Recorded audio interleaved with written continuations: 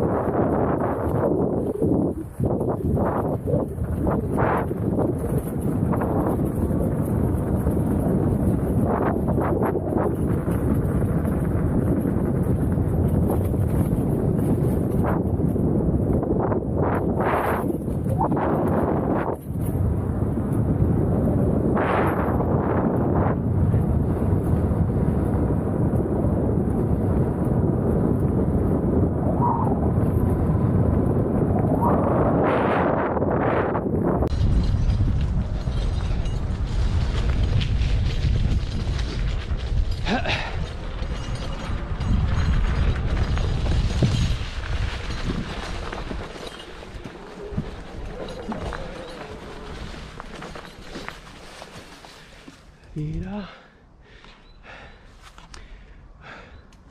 Vabbè.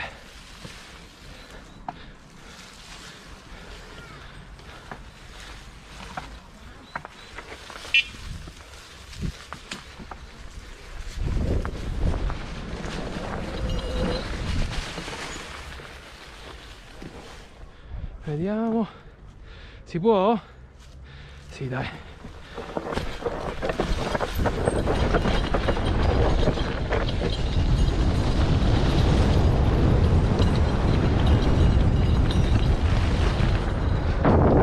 Un po' bagnato. Troppo, però vabbè. Ha funzionato uguale. Continuiamo. Montagnella.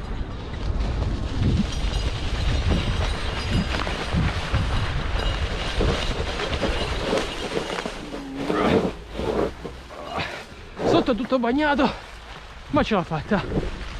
Ok, ok.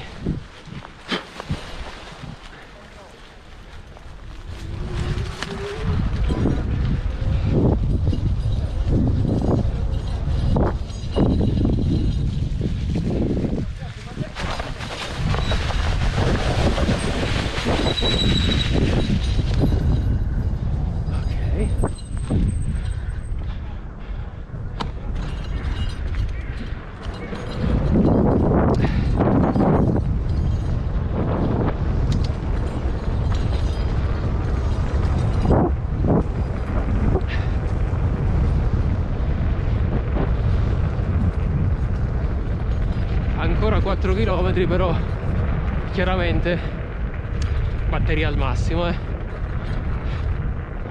proviamo a farci andare qualche tacca. Vediamo.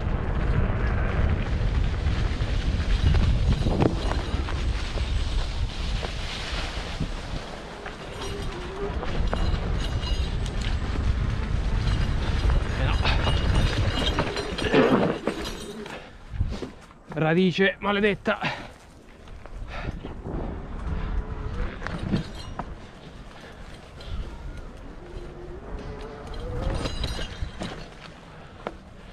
Ah, che schifo, guarda.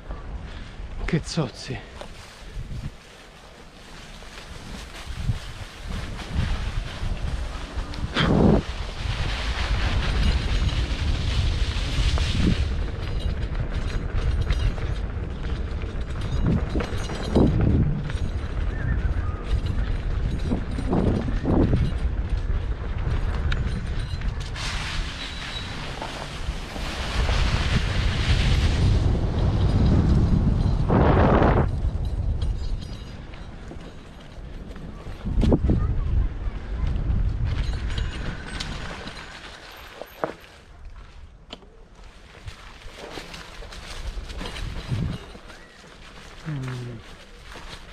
E qua?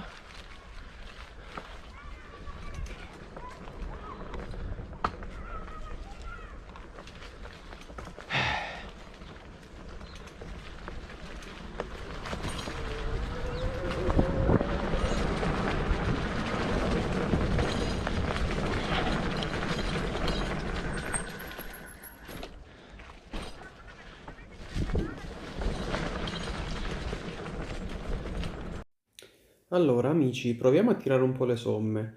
Premetto che secondo me entrambe sono ottime action cam che permettono davvero di immortalare dei momenti di azione garantendo una stabilità ed un'ampiezza di campo davvero notevoli.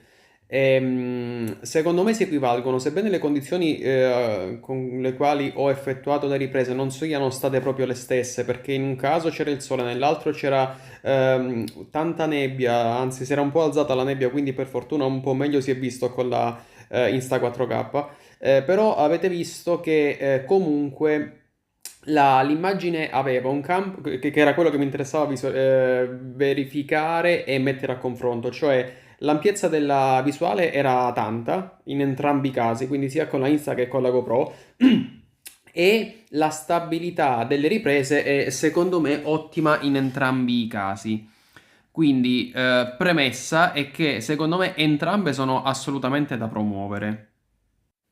Proprio per le performance così allineate, io scelgo tra le due la Insta360 4K perché grazie alla modularità che offre ci permette di avere un device sostanzialmente multiuso, perché domani voglio comprare il modulo da 360 piuttosto che quello da 4K, non devo ricomprare tutta la Action Cam, ma mi basta solo quel pezzetto che costa intorno ai 180 euro.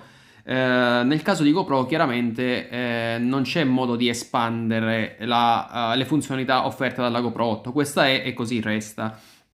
Stesso discorso, voglio montare il modulo da 1 pollice, con l'Insta360 lo posso fare, con la GoPro no.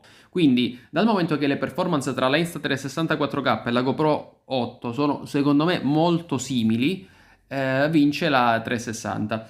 Sottolineo una cosa, il GPS nella Insta360 non è integrato a differenza della GoPro, quindi i dati del GPS vengono ricavati dal cellulare.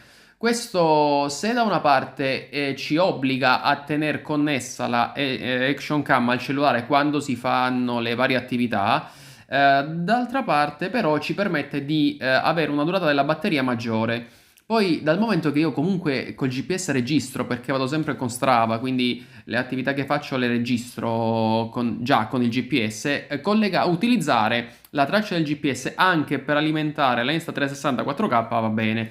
Vi dico pure un'altra cosa, sostanzialmente non mi pesa, ecco, non è un qualcosa che io considero un minus della Insta360 4K. Ve lo dico perché magari non so se a voi questo può cambiare qualcosa. Vi dico un'altra cosa, nelle riprese vi siete accorti che la velocità nella Insta360 certe volte era ballerina, non era reattiva come la GoPro. Questo è dovuto al fatto che la giornata era diversa, cioè c'era tanta nebbia quando ho fatto le riprese con l'Insta360 4K e considerate che anche con il navigatore ho avuto in alcuni casi delle difficoltà con il GPS, cioè prendeva obiettivamente meno bene rispetto a una giornata limpida come quella durante la quale ho fatto le riprese con la GoPro. Spero di esservi stato utile. Se anche voi siete indecisi nella scelta tra queste due action cam, al solito lasciate le vostre considerazioni nei commenti e vedrò di rispondervi. Ciao a tutti!